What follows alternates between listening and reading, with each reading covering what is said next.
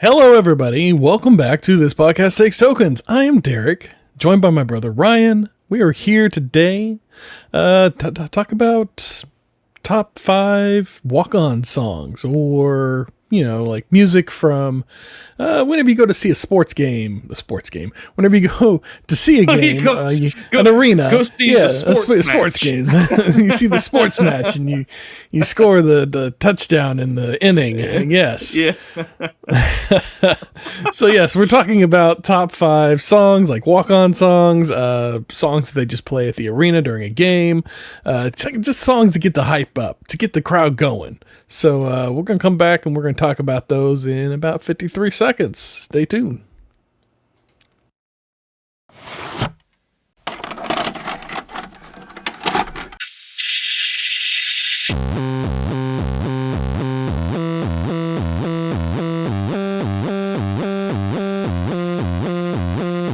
Your local video store card.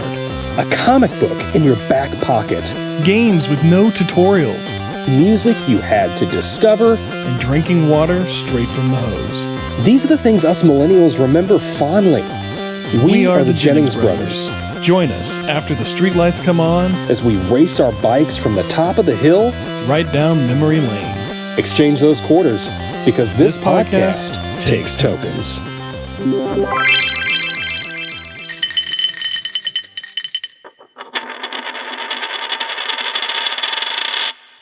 Are you ready to podcast?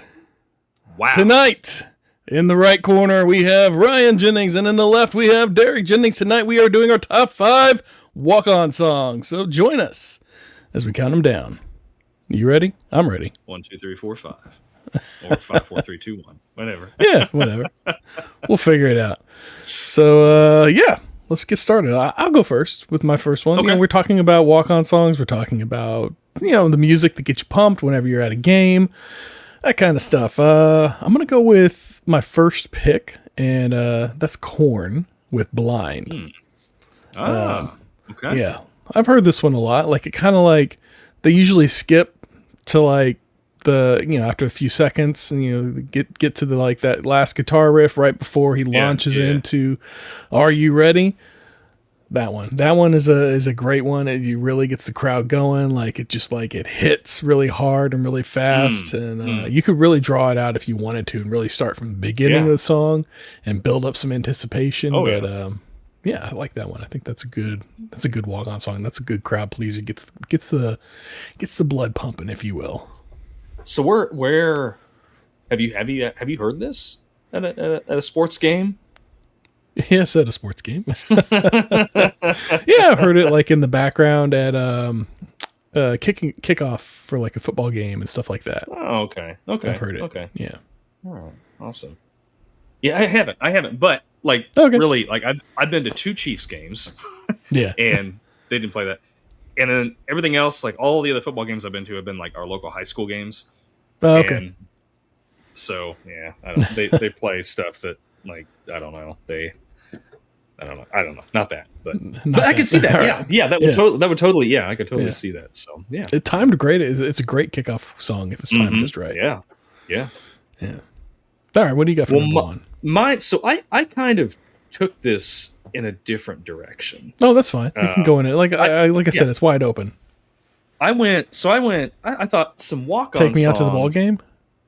Take me out to the. Oh yeah. Buy me some peanuts and Cracker Jacks, man.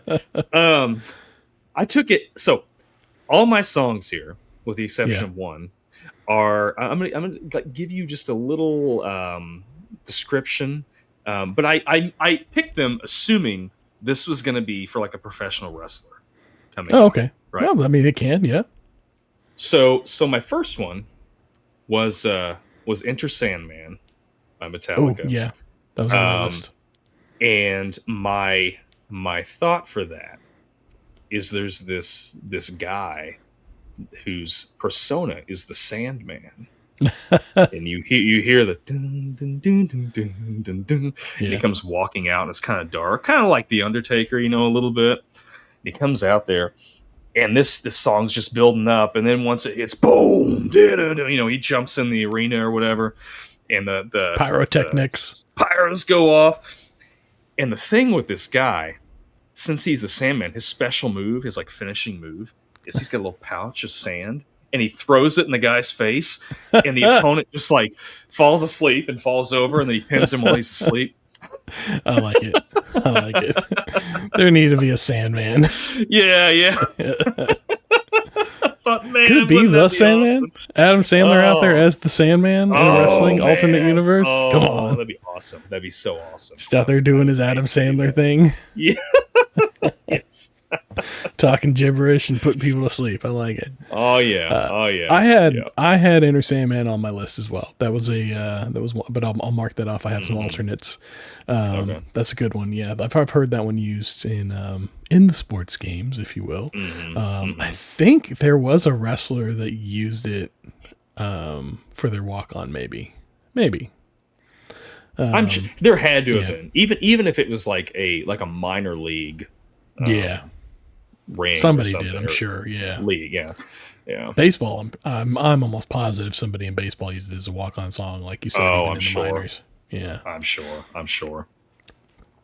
All right. Number 2. I got Ozzy Osbourne's Crazy Train. This one a lot. Of course. Yeah. It's a great song. Great one to get the crowd amped up again. Because you don't know what to expect from somebody who's going a little crazy. So just it kind of paints that picture of like, madness and just like the ravenous players, and you better watch your butt on the line because they're gonna get you. So I got Ozzy Osbourne Crazy Train. This is one that we hear when we go to local football games. They play. Oh, okay. Yeah. But so they'll get it going, and then I think if I remember right, they play it when the Hornets come out. Like our football team's called the Hornets. When they come out, they burst through a banner that they have made, and then it's always really awkward because like that Randy Rhoads riff is going, and then they just cut it. Like it's like there's no like fade out. All of them are like that. That's it. Yeah. They cut them all. It's the endings are always awkward for sure. Yeah, they are. Yeah. I had Crazy Train and as an honorable mention, Iron Man. Iron Man gets used a lot too. I feel like it's right there along the same veins, except a little bit more like, somebody that's unstoppable or immovable. So I went with Crazy Train. I like that one a little better, I think. Good choice. Yeah. Not as overplayed. What do you got, number 2? So my number 2, I'm just going to go ahead and kind of keep along the same like tone here with this one. Hell's Bells by AC/DC. Oh, yes. You've just got the dong, you've got everything going there. And I just thought this would be, and maybe it has been, but every time I hear this song, I envision. It feels like Undertaker. Exactly. There's like a point in my life where I remember, like maybe during like the Attitude Era or something, when Undertaker was coming out with that. Maybe I'm thinking wrong, but I seem to be remembering like, he'd come out with Paul Bearer was his like, his kind of promoter that was with him and everything. And he'd be all dark and had that trench coat on. And roll the eyes back. Oh my gosh. The Undertaker was just so super awesome. Intimidating. Oh man. And just hearing Hell's Bells behind that. Oh my gosh. It's just, it's cathedral bells ringing. Yeah. That's a good one. Yeah. I had AC/DC Thunderstruck. I'm going to mark that off. I feel like we got an AC/DC on there, and Hell's Bells is a great one. That was the other one that I was kind of playing with. Hell's Bells, Thunderstruck, or Highway to Hell. Be a good one too. Yep, Highway to Hell would be good. Anything AC/DC. Oh yeah, shook me all night long. Yeah, whatever you want to insert song here. I think all their songs just they're very playable for something like this, for a sport, pump you up, for a sports game or something. I'm not going to let that go. No, I don't blame you. I wouldn't either. All right. Well, my number 2. My number 3. I've got Led Zeppelin with the Immigration Song. The Immigrant Song. Great. Yeah. Immigrant Song. Yeah. Great. just like rolling intro, like build up, and man, I wish we could play these. It'd be so much different. I know. Like I'm kind of worried. Like when I start to sing them, I'm like, oh, I got 9 seconds right before. No, then it's a cover. It's perfectly fine. Like if we just covered them, I think we'd be okay. But I don't play an instrument, and it'd be all on you. So I gotta do tambourine, I suppose. Should have brought my guitar. There we go. But yeah, Immigrant Song. I feel like it's just like it's in. It paints such a visceral picture of like for me at least going off to war, going off to battle, and for that I feel like it's a great like a song to get the crowd amped up before like a big game, like for one of the teams, or maybe even for like an individual coming out perhaps. But I feel like it's a little big for just one individual. This feels like a team song for sure. Yeah. No, I agree. I feel like it's like something they would play at like a conference championship or something for the NFL, you know, this is like whoever wins this is going to the Super Bowl, and like they just something there. Good Something about that. All right, my third one. Sure. Okay, you gotta envision this guy. He comes out and he's got some chaps on. And he's got a couple 6-shooters, you know. All right. He's got a vest. It's got some phrase on it. He's got a cowboy hat. I don't know what he calls himself. Maybe he calls himself, you know, the Texas shooter or whatever. Who knows? I don't know. The cowboy way. The cowboy way. In the background, Brooks and Dunn's Boot Scootin' Boogie.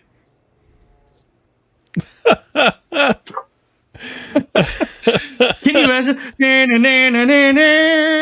Out in the country past the city limits sign. Like he's just kind of like, you know, strutting down the little aisle there. And he's looking like I can almost see like Shawn Michaels doing this, right? And he's like he's like a heartthrob kind of, you know, he's a cowboy, he's a heartthrob. Yeah. And he's just like, and he's seeing the ladies, scooting some booty, giving them the shot, you know, and he's yeah. I don't know. I thought that'd be a fun walk-on song. All right. I did not expect Brooks and Dunn whenever we came into this. I'm trying to throw you a curveball a little bit on some of these. I like it. Brooks and Dunn. Could have gone with Achy Breaky Heart, but you know, Brooks and Dunn. Get a little Bret Hart in there. Achy Breaky Heart. Yeah. But no, I like it. Brooks and Dunn. But you know, I heard that song like recently, and it was a great song. Did a playlist, you know, radio or whatever you call it, on whatever you're listening to music on. And it generates like songs. Anyways, that one came up. Like it just started. It started with some more modern country, and then for some reason, all of my playlists, whenever I start them off with like more modern country, after about an hour, they start to veer towards like classic 90s country. And that one came up. And I'm not kicking it off the list. It's a good one. I like it. I enjoyed it. I love that song. I don't know what it is. It's just like Get you scooting. It does. I really like that honky tonk sound of just like the old honky tonk, you know. And I mean, I remember we were at when Mindy's grandmother was in the nursing home. We went over there and they had families come in and they had a barbecue and everything, you know, out on the lawn for all the residents. Yeah. And they had a DJ out there and he started playing Boot Scootin' Boogie. And some of the residents went out there and started like line dancing. And I'm like, oh my gosh, like this is incredible. It's one of my favorite memories, seeing just, you know, a bunch of 80, 90-year-olds just like just boot scooting it. Yeah. I like it. That's awesome. And whenever I first started dating my wife, we're talking music, and you know, I'm putting on some music in the car, and I was like, you know, I was like, do you like country? She's like, yeah, I like some country. And I was like, all right. So I put on, you know, my country playlist, and it starts playing some old Brooks and Dunn and Alan Jackson, and you know, maybe some Toby Keith and all that. Yeah. And she's like, oh, you like country. That's not the same country I like. Yeah, she doesn't like the twang in as much, but I love it. Yeah, it's fun. Too. I like it. I love it's it. not country without it. No, it's not. It's great. It's otherwise it's just like so light rock. It. It's just exactly. Yep. Anyways, what are we on? Number 4 now? Number 4, yeah. Yeah, number 4. I'm looking at my list and I'm trying to pull out which one I want to go with next. All right. This one, you may have it. I don't know. You probably don't have this one on your list. You're going a little different direction to me. I guess I'm going more arena. You're going more walk on wrestling, which is fine. It's perfect. It's great. We get a little juxtaposition here and we're not overlapping each other too much. Yeah. Queen's We Will Rock You. Just like fantastic, get the crowd going. Yep. Everybody's into it, especially like everybody in the bleachers like starts like stomping along with it and like making the noise and getting loud. Yep. And yeah, that's a great crowd pleaser song. That's one that'll get the audience going, get your team riled up and ready for sure. Queens, We Will Rock You. There's a couple other Queens in there that'll work for it, but We Will Rock You I feel like is just like that's like a definitive like you can't beat that. I feel like it's that, and then it always goes in. This is one of the songs. My thoughts are getting ahead of my mouth here. This is one of those songs that they usually don't awkwardly cut off. They go into We Are the Champions. Oh yeah. And then you get the whole crowd singing "We Are the Champions," and it's just. They feel like one and the same song actually. Whenever for the longest time, I thought they were probably the same song. I'm sure I did. I don't remember, but I'm sure at one point, like I thought they were one and the same. I could see that. I could see people thinking they're one and the same because of that. Yeah. Yes, because they blend and they do. They work really well together. Yeah, they really do. But, yeah, they really do. It's a great song. It can be used, for. Football game here in the States or a jousting match back in the 1600s. Just got ready to say that, That works. That was a fun movie. That was a fun movie. It was a fun movie and a fun episode. Fun episode to do for sure. Yeah. If you like A Knight's Tale, go back and check out. We did an episode on that, and we really enjoyed it. About a year and a half ago. It's been a while, but I think so. It's fan suggestion. We're open to them. We like them. Mm-hmm. Yeah. All right. What do you got? Number 4. All right. Number 4. All right. Wipeout. Ooh, that's a good one. Yeah. And for my wrestling theme, that song starts going, and you got this surfer dude.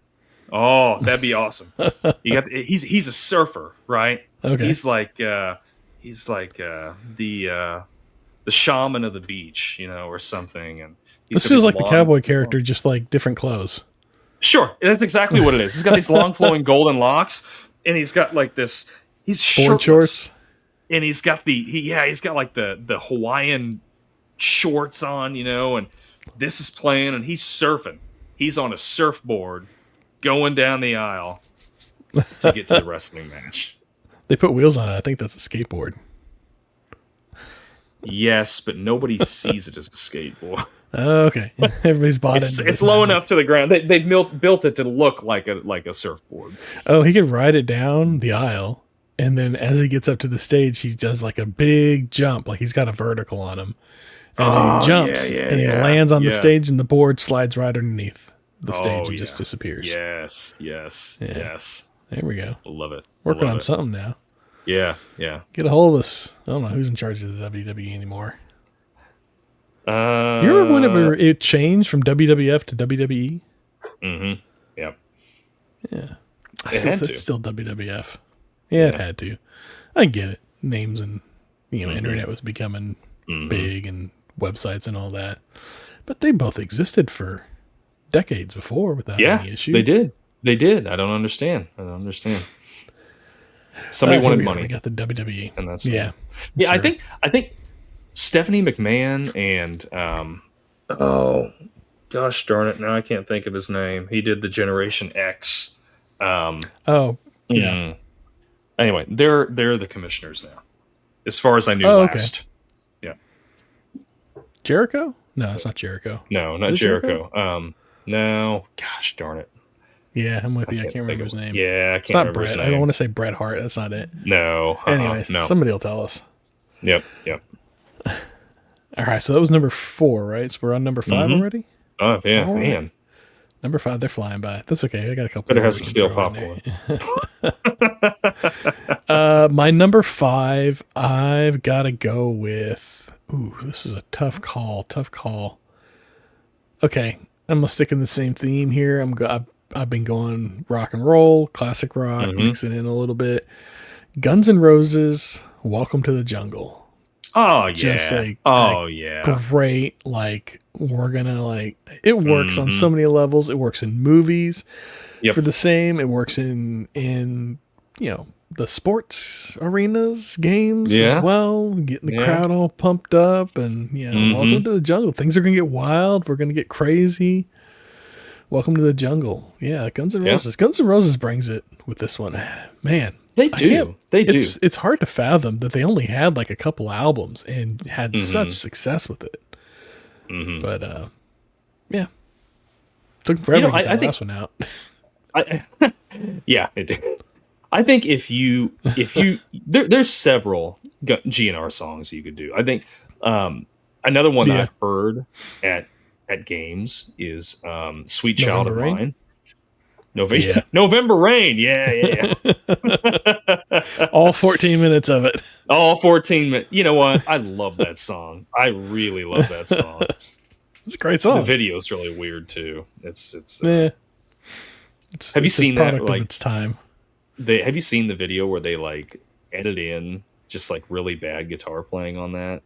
And like, when Slash is like out, he's out in front of the church, and he's playing, and it's just like ding, ding, ding, ding, ding, ding, ding, ding. It's like it's hilarious. It's absolutely hilarious to watch. No, I haven't seen that. That's awesome though. Yeah, it's good. But yeah, GNR, man, that's good. Good call. Yeah. Welcome to the Jungle. You're gonna get crazy. Yeah. All right, what do you got? Number 5. All right, this one I've got because I got a story behind it that was real. Right. So, Smells Like Teen Spirit. Oh, okay. Yeah, that's a good one. And the story I have on this is there was a wrestling, I don't know what they call it, federation or whatever, that was a wrestling company that came to Clinton, Missouri, where I used to live at. And I was working at the radio station at the time, and I got free tickets, so I went. And it was one of the most bizarre things I'd ever experienced in my life. It was the very first wrestling wrestling. Oh yeah. But they held it in our community center, and that's where I met Mick Foley at. He was there signing autographs. Yeah. So that was pretty cool. But when they start the whole event. The first match is this guy comes out in this. He's got these black, like almost leather, like slick leather, shiny pants on, and this long, slick back, just greasy hair. Like it goes down to like halfway down his back, and Smells Like Teen Spirit is playing, but the speakers are blown out, so it's like. He's not even caring. He's no not care in the world. He's selling it. He's like, oh man, no, I'm coming out. I'm gonna do this. I'm gonna win this match. He's like, high-fiving the people that are there, and I guess he was the good guy, I guess, and then the heel comes out, and he's this guy wearing this zebra striped like Speedo. Man, I tell you what. This match it went on and on and on, and we were yelling like this. It's one of the most fun experiences I've ever. Have you ever been to like a wrestling match? Oh, no, it's so great! Oh my gosh! And we're yelling, and like the greasy haired guy. We're like, hey, Grease, kick his zebra ass! Like it was so much fun. But I can never listen to Smells Like Teen Spirit anymore without thinking of that memory and that guy walking out to just this busted up Smells Like Teen Spirit song, but he was just so cool with it, and I'm sure he had no idea that was how it was going to sound when he came out, But oh man, no. that is a walk-on song. Yeah, that's a great. That's a memory too. Yeah, absolutely is. No, I never got to go. I got tickets once, and I was gonna go, and I got tickets, and then I got grounded, and I couldn't go. Oh no! Oh, And I had to sell my ticket to my friend like the week before or something like that. Yeah. And so we were gonna go to a Monday Night Raw taping in Dallas. It was gonna be awesome. No. Oh my gosh! Missed out. Yeah. That would have been like the Stone Cold days and the Oh yeah. It was like Rock and all that. I mean, the peak. Yeah. Peak WWF. Yeah. Yeah. Oh man. I was deep in it at the time. What? Yeah. What could have been? I was deep in it. Yeah. What could have been? I missed out, and then I never got around to like wanting to go again or anything, and it never happened. So yeah. Let that one go. I mean, I don't watch wrestling anymore. Every once in a while, I'll watch like a clip online, classic clip will come up on my feed, and I'll watch it just for nostalgia. But yeah, it's not something I'm into anymore. Yeah, I'm not that much into it anymore either. I feel like now I don't know. I don't feel like they have much of a persona anymore. Like any of them that I watch, it doesn't seem like the characters, the people that are doing the characters aren't like, man, this is the Undertaker. You know what I mean? Like this is just like, this is a character.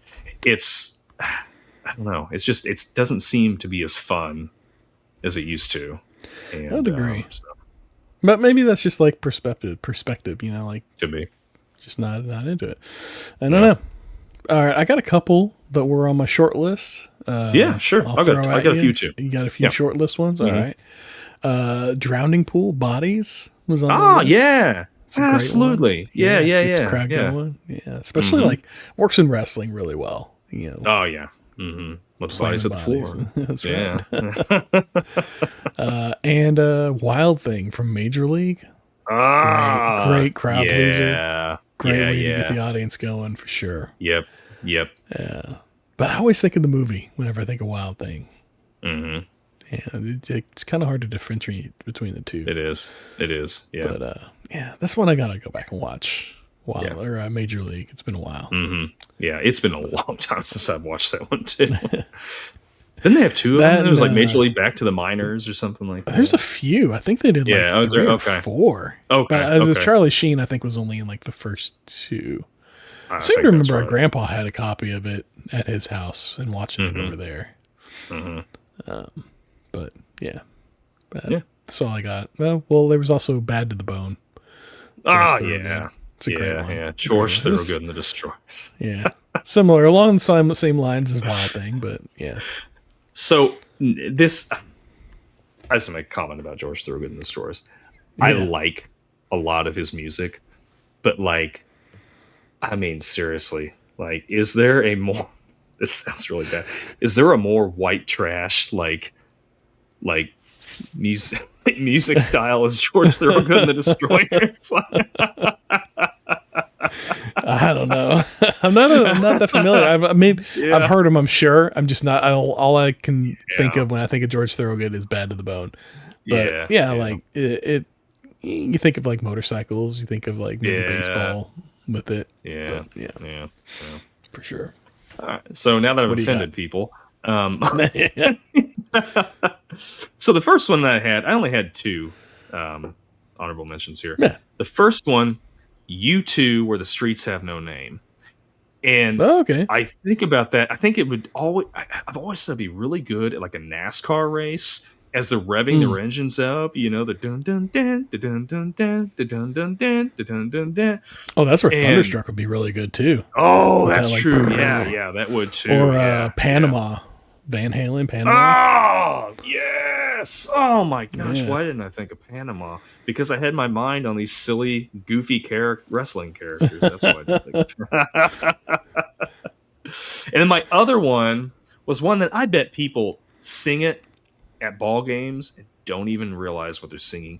It's Seven Nation Army by the White Stripes.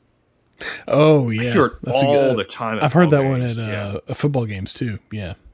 The Cowboys, I think a couple of games I went out to for them, they had it playing.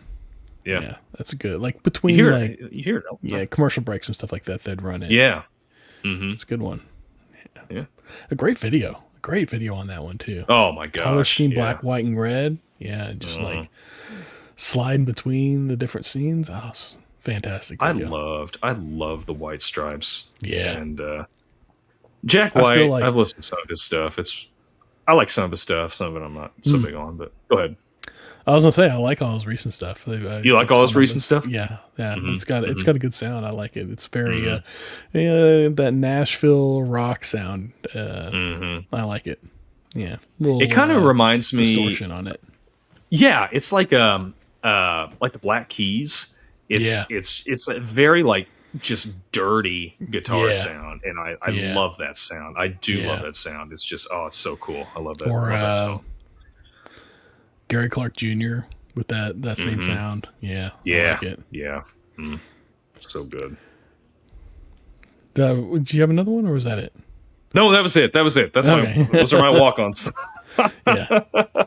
That's good. Yeah. That's this one a little quicker than I thought, but it's kind of hard to without actually being able to play the songs. It's like, again, I'm going to put together a playlist and we'll drop it onto our YouTube channel for folks if they want to check these out in like a succinct fashion. You can do that. So we'll drop that on there later this week, and that'll be good.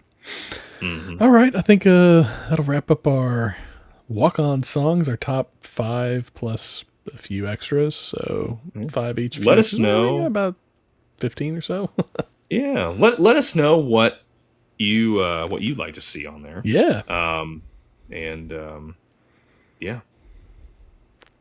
Sounds good. Retro Ramble, this was yours. You had the Retro Ramble from last week. Did I from last week? No, you had it from last week.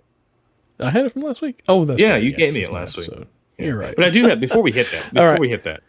I do have some stale popcorn. If we can discuss that. Yeah, are we okay discussing that? Sure.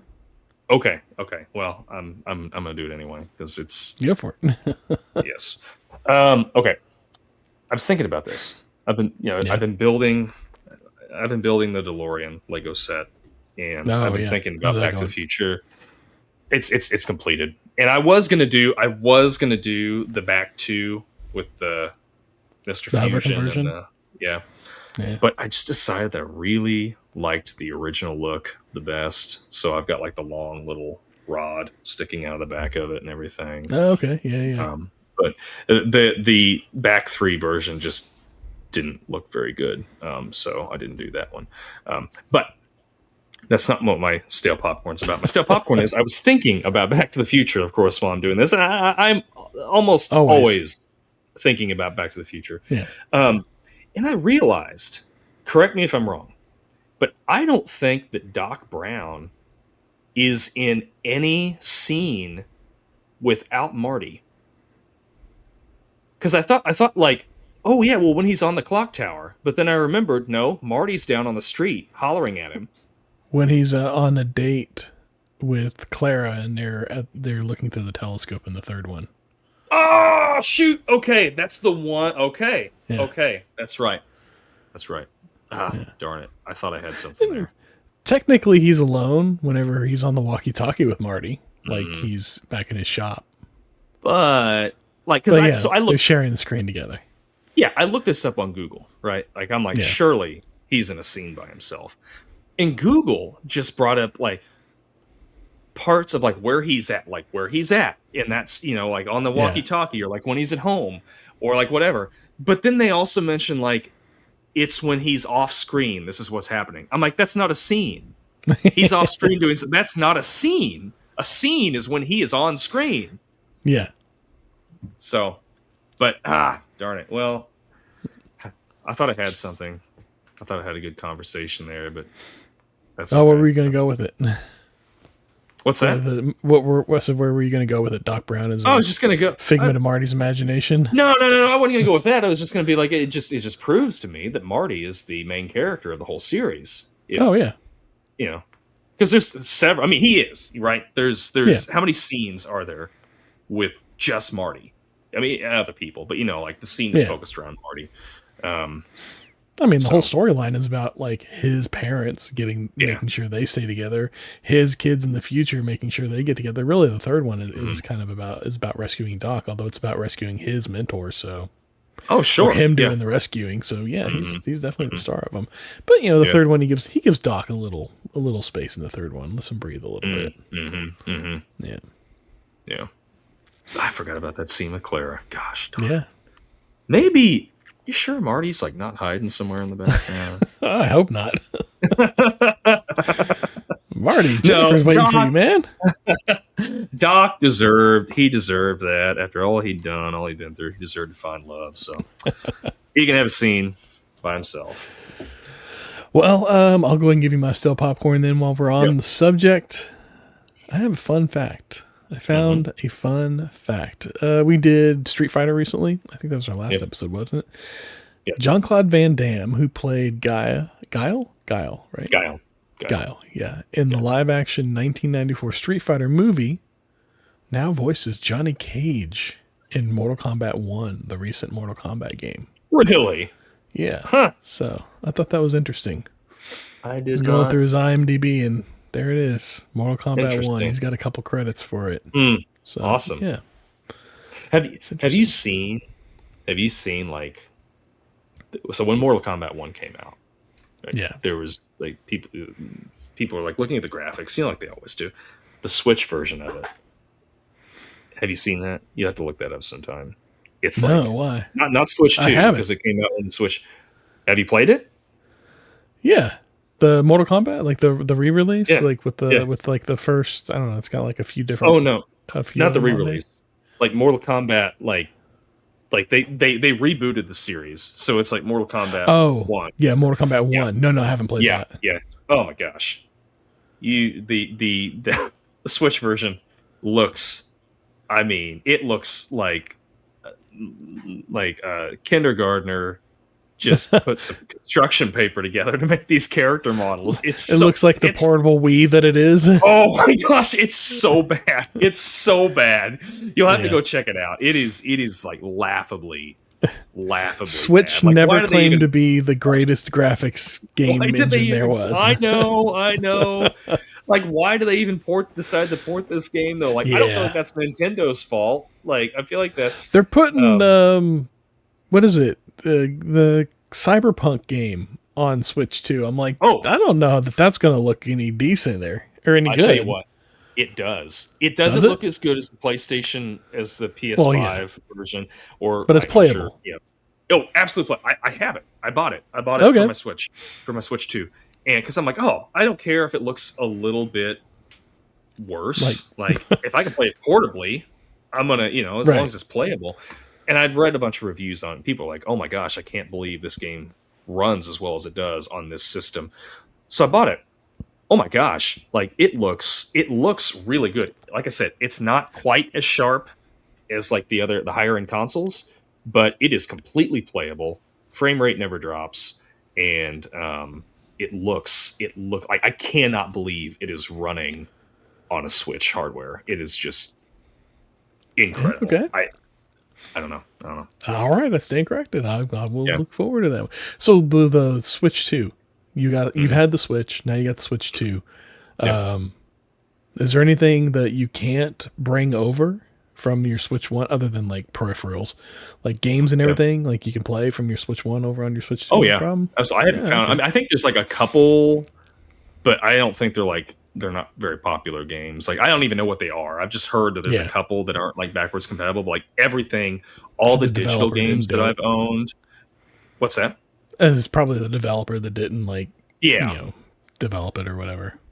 Yeah. And like all the Switch games that I bought, like digitally or any of the physical ones I have, the ones that I've played so far on there, they've all worked. And they even had an update out that kind of fixes on some games, like playing like Switch games on there. But yeah, it works. And even the controllers, like you can't plug them, you can't slide them into the Switch 2. Well, yeah. But you can still sync them and connect them. Because like my family and I, we played Mario Party the other night, and two of us had the old Switch controllers and two of us had the Switch 2 controllers, and Mario Party. That's such a great game for the family. Oh yeah. Oh my gosh, so much fun. So much fun. So much that fun. and the Cooking Mania ones or whatever. Those are fun. Oh yeah. Yeah. So good. Yeah. All right. Before we move on to Gum Under the Seat and get to our comments, let's throw out a retro ramble that I left you with last week. Ties in pretty well to here. Who was your favorite wrestler from whatever period? That may happen to be. I'll go first. Hopefully we don't pick the same one. If we do, whatever. Mick Foley, Mankind, Cactus Jack, Dude Love, good old Saint Nick. Yeah. One of my all-time favorite wrestler throughout all of wrestling. Such a great guy, like such good heart, such a good man, and just puts on a performance like you would not believe. Whenever he did the Hell in the Cell match with The Undertaker back in like the late 90s, that's whenever I fell in love with WWF at the time. That match was crazy. I still go back every once in a while and I'll watch that match on YouTube because it is so good. And is that the one where he committed? Yeah, they're up on top of the cage, and he slams them through it all the way down to the mat. Yeah. Golly. That's a wild match. Yeah, man. Yeah, he was, and just the fact that he had all those characters, is just, oh my gosh, and he killed it with every one of them. And like you said, he's a nice guy. Like when I met him, he was like taking pictures of people. He's like, just happy that people are coming to, talk to him and everything. And it's great guy. Like hearing about him, like working now, like he goes around every year dressed as Santa, gives out presents and stuff. Awesome. That's awesome. It's awesome. Yeah. Yeah. But like that. And like going back and watching like his old, like Japanese, wrestling where he was like on, rolling around on thumbtacks and barbed wire, lit on fire. Like, man, talk about your commitment. You can't. That Japanese circuit is something else. Like I watched there's a series that was on Hulu that was like The Dark Side of the Ring. And have you seen that? And man, they get into pieces, some it's like, oh my gosh, that the Japanese stuff is just looked wild. It was wild. Yeah. Well, who you got? Okay, well, actually, mine matches up with our loyal viewer, Matt Favazza, who made a comment on here. His favorite wrestler was Sting. Sting from the WCW era. And then once it was WWE, they merged, and he was over with that. But man, I don't know what it was. Like, Sting would come. It was after, like, the New World Order and all that. Yeah. Were you into WCW at all? Yeah, well, a little bit. Yeah. Back in the early 2000s, a little bit. Yeah, and that's like when Hogan they were starting to kind of like WCW bring them together. Yeah. And man, he had I remember he had that trench coat, and he always had like a baseball bat or whatever. And oh my gosh, it was so much fun to watch him. I really enjoyed Sting. He was an intense guy, like Undertaker, like just very quiet and like intense for the show. It was great. Yeah, it's good. You ever go on? You got to go look up Stone Cold on like Instagram or something. He posts about like he's got like a ranch. I think in either in Texas or in New Mexico. I can't remember where exactly, but somewhere out there. And but he posts up pictures of him just on the ranch with his cats. Like he's got cats out on the ranch, like Poncho, and I can't remember the other one. And he'll just be sitting there like holding his cat, like talking about like whatever he's doing on the ranch that day. It's just great. That's awesome. That's awesome.